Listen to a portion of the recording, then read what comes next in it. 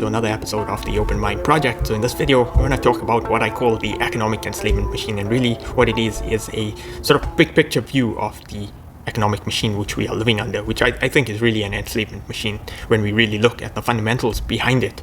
But we really need to sort of take that step back and look at the bigger picture, look at it from the perspective beyond our very own perspectives.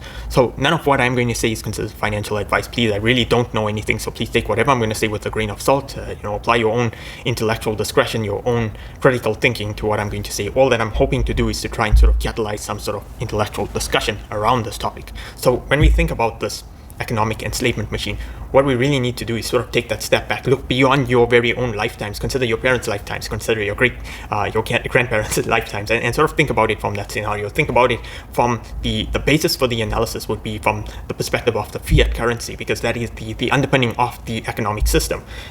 The fiat currency is basically what you earn your living in. It's what you use to expend, to pay your bills and to meet all your expenses. So it really is that core underpinning of the analysis.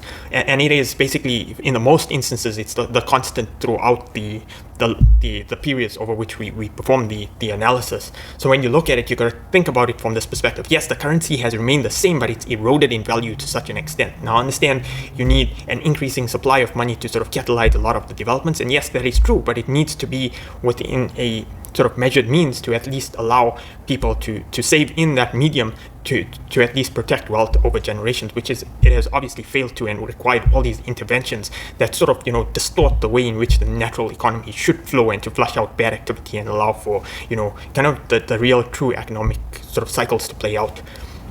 But really what we need to think about is how the system has created this sort of real income disparity, where you have the vast majority of people sitting in the lower income tiers, and you have this very sort of small proportion of the population that holds this exorbitant amount of wealth. And really that is why I call it the economic enslavement machine, because it's not really benefiting people. And by no means am I trying to advocate for a socialist system.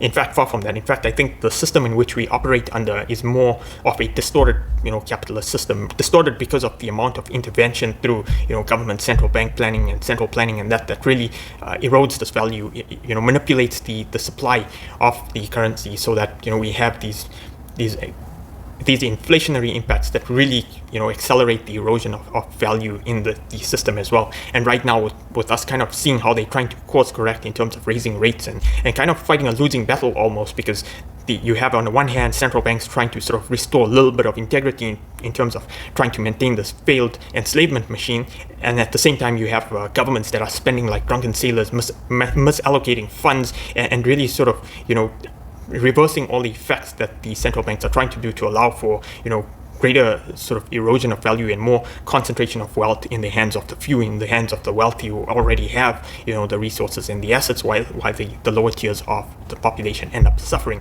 So that is really sort of the kind of broader perspective that we need to be taking when we consider this. So like I said, I'm not an economist, I'm not a financial advisor. I'm just trying to sort of think about this from a more sort of common man perspective. And really what we need to think about is the advancements in technology. We have all these industrial developments, the advancements in technology that has made us so efficient, that made life so much better. And to a large extent, yes, it has made life better. But if we look at our cost of living, we look at the extent to which we are economically enslaved, because it's just merely the design of the system that has forced us into greater forms of enslavement through the current system.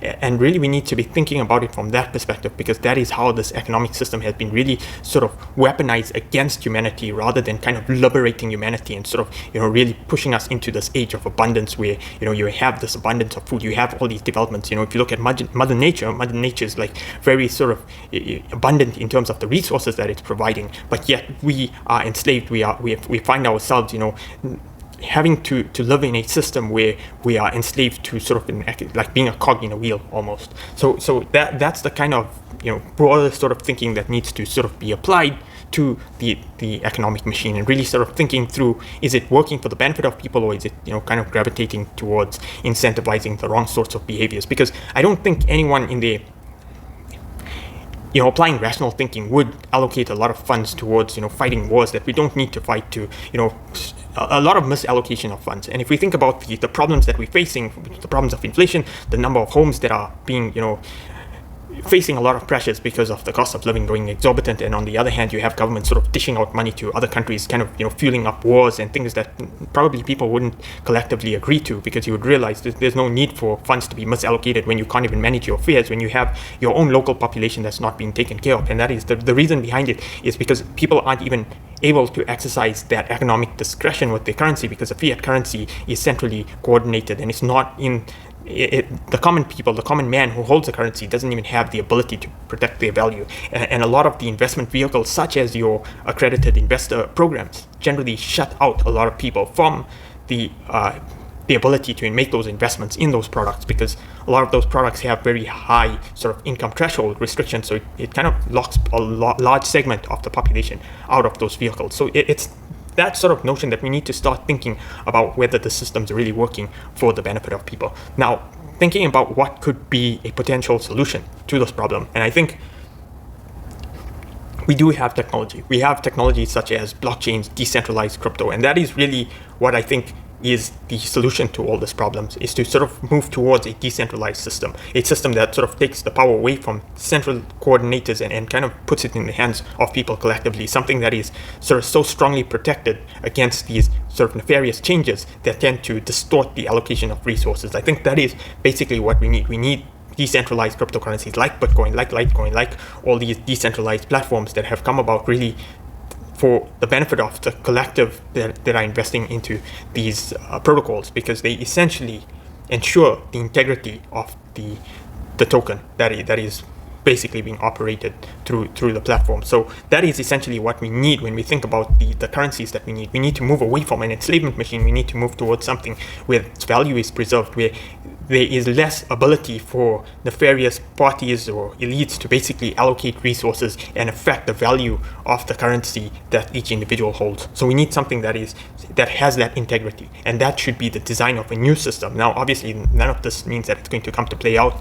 I mean, you can already see how things are being directed towards central bank digital currencies and towards carbon credits, and a lot of this is sort of to monopolize control and to really subject people to social credit score systems, and it's a very dystopic scenario if you really sort of do the work behind it and understand what they really sort of envision behind it, because that is the critical thinking we need to apply. And I think a lot of people are getting caught up by this, looking at it and saying, but wait a minute, it seems all virtuous on the top, it seems virtuous. That's the problem. All of these things seem virtuous. They seem like you can virtue signal behind kind of rallying behind these sort of objectives, thinking, yeah, I'm doing it for the greater good, I'm doing it. But in fact, it can't be further from the truth. We need to really sort of apply that critical thinking. We need to hear these opposing opinions, and unfortunately, the society within which we're living today, people are not applying that critical thinking. We're not sort of really getting the masses to kind of say, hey, wait a minute, this thing isn't really benefiting the masses. In the direction in which it's headed, you've got these sort of central planners that are basically doing the thinking for everyone, sort of concentrating the power within the hands of a few. And I think